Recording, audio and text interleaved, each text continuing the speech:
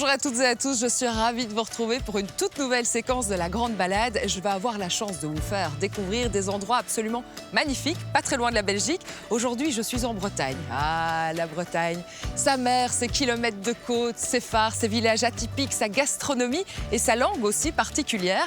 D'ailleurs, avant de vous faire découvrir tout ça, je vais déposer mes bagages au camping Tinadan. Premier cours de breton, Ti, ça veut dire chez, et on y va ensemble.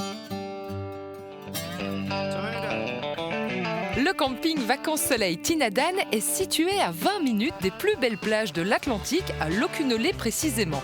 Il est traversé par l'Élé, cette rivière qui permet un accès facile au sport nautique pour tous les campeurs.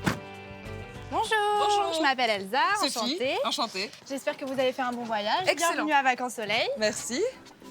Alors, on va donc procéder à votre check-in. Je peux déjà vous proposer des petits gâteaux, spécialité bretonne si vous voulez. Avec grand plaisir. Voilà.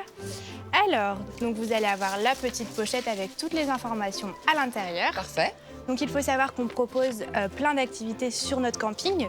Je vous donne donc la petite liste. Bah, c'est génial. Alors moi, je vais déjà vous faire une réservation pour les chevaux et le kayak. Très bon choix. Yes. Voilà. Faire du Ensuite, poney. et puis je vais aller vous présenter le camping. On va aller faire un tour. Tinadan est réputé pour ses activités en pleine nature, sur place ou en bord de mer. Il y a un bus gratuit pour vous conduire à la plage et la région bénéficie d'une météo clémente et chaude grâce au Gulf Stream. Waouh! Voilà, donc c'est la piscine du camping. Donc on a la piscine extérieure avec les toboggans. Plus loin, on a la piscine intérieure. Et il y a différentes activités qui sont organisées à la piscine pour adultes et enfants? Oui, donc tous les matins, on a aquagym. Et tous les après-midi, on a un club enfant. Et du coup, il y a donc des jeux piscine qui sont organisés tous les après-midi. Et on a également le mardi soir, dans la piscine intérieure, la disco piscine. Disco piscine, c'est-à-dire?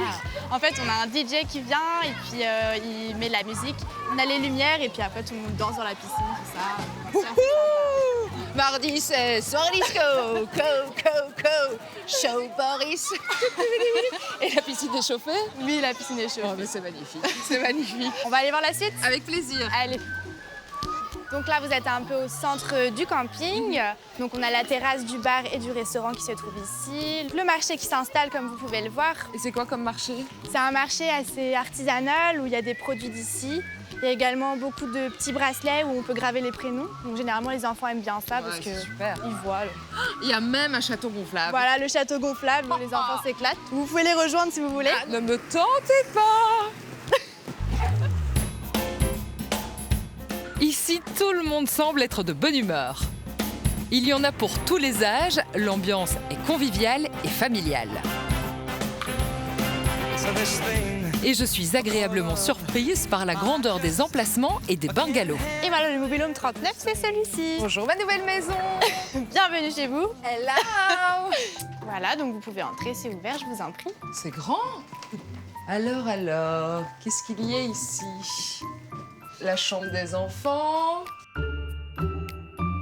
Salle de bain avec douche, c'est parfait. Ici, bon, petit coin. Et la suite nuptiale, c'est bien ça? C'est ça. Yes. Bon, bah, je vais vous laisser vous installer. Ben, merci beaucoup. Si vous avez des questions, vous n'hésitez pas. Parfait. Salut Jean.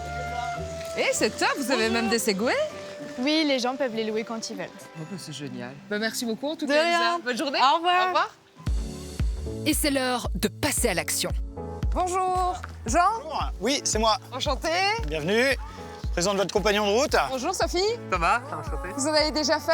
Bien sûr. Oh, on va déchirer. Pour le kayak, c'est le rêve. On peut carrément y naviguer jusqu'à la mer en faisant une longue balade de 3 heures. Mais ce n'est pas tout. Il y a également un parcours de tyrolienne très impressionnant. Bonjour. J'espère qu'ils se rendent compte que je risque ma vie pour eux quand même. Non, il y a pas. Il n'y a Bon. aucun risque. Je suis désolé Oh. de le dire, mais il n'y a aucun risque. Il n'y a que du plaisir. Allez, c'est parti. On est parti? Allez, Go, on y va. je vous suis. Merci. Vers l'infini et l'au-delà.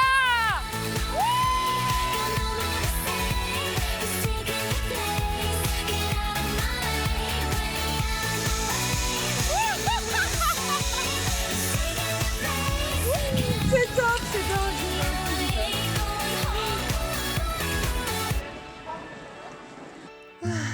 Alors Alors, je ne sais pas si c'est l'air breton ou mes différentes activités, mais il n'y a pas que le soleil qui va aller se coucher. Allez, bonne nuit et à demain.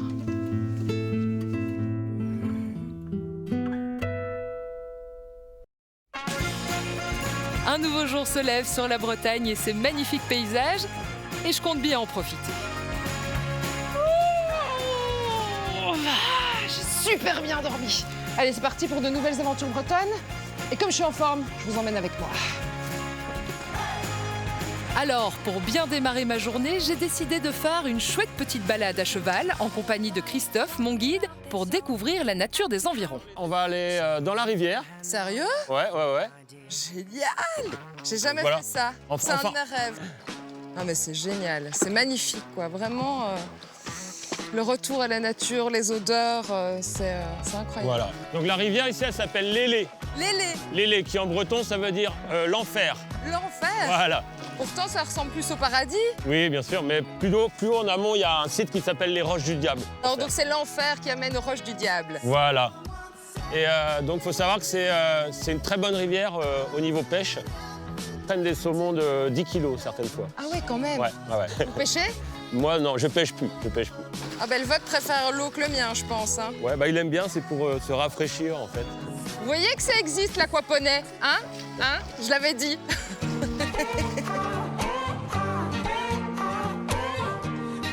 La Bretagne regorge de jolis villages et villes à visiter absolument. De Carnac à Pont-Aven, en passant par Quiberon ou l'île de Groix.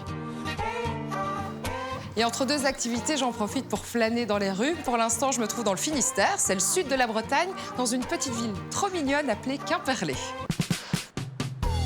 Je ne pouvais pas passer par Quimperlé sans aller manger des crêpes dans la meilleure crêperie de la région, la Gourmandine. Ici, Caroline vous prépare, avec amour et talent, dans un cadre original, des crêpes traditionnelles sucrées ou salées à la farine de sarrasin. Une complète. Bon appétit. Merci beaucoup, il paraît que c'est la meilleure crêperie de Bretagne. Et du monde. Ah, c'est ça, on m'avait pas dit. Dites, je peux vous poser quelques questions? Oui. Parce que moi, j'aimerais bien connaître l'origine de la crêpe bretonne. Venez un petit peu près de moi. Alors, dites-moi un peu, ça vient d'où, les crêpes bretonnes? À la base, c'est un produit comme le pain, c'est une farine, donc issue d'une graine. Le blé noir pousse sur des terres extrêmement pauvres, ce qui était le cas en Bretagne avant l'agriculture intensive. Enfin, bon, voilà. Et du coup, les paysans faisaient pousser ce blé noir, récolter la graine et laissaient pourrir les tiges et les feuilles sur la terre pour l'engraisser et pouvoir y planter des patates, des légumes, voilà.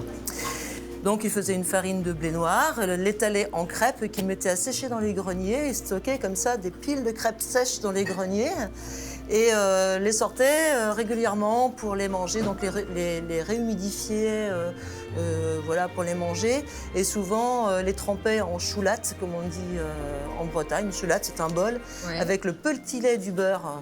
Les paysans faisaient du beurre, allaient le vendre pour se faire un peu d'argent, gardaient le petit lait pour y mettre des morceaux de crêpes de blé noir sèches dedans. Ça faisait une soupe à la crêpe, en fait. Une soupe à la crêpe avec le protéine comme ça. Crêpes salées, mais crêpes sucrées aussi en Crêpes Bretagne. sucrées aussi. Les crêpes sucrées, ça arrivait plus tard. C'était déjà avec un peu plus de richesse, un peu plus... voilà. Et donc, vraiment, sa contenance est totalement différente d'une crêpe qu'on pourrait aller chercher ailleurs, quoi. À la base, c'est un petit peu toujours la même chose. Après, il y a des pâtes différentes avec du blé noir, du sel, de l'eau. Certains y mettent des œufs, certains y mettent un tas de trucs. Et en fonction des pays et des traditions, forcément... Mais celle-ci, c'est la vraie, c'est la seule, c'est l'unique. Bah ouais. Allez. Bon, mais, excusez-moi, hein, mais elle est Ça comme va être ça, froid, là, faut devant manger, moi depuis quelques minutes. Là, moi, je me retiens plus. Allez, merci beaucoup. Bon appétit. Merci. Et c'est en dégustant cette délicieuse crêpe que je me dis qu'il est malheureusement l'heure de rentrer en Belgique. Mais je reviendrai en Bretagne, ça, c'est sûr. On se retrouve la semaine prochaine, même heure, pas au même endroit.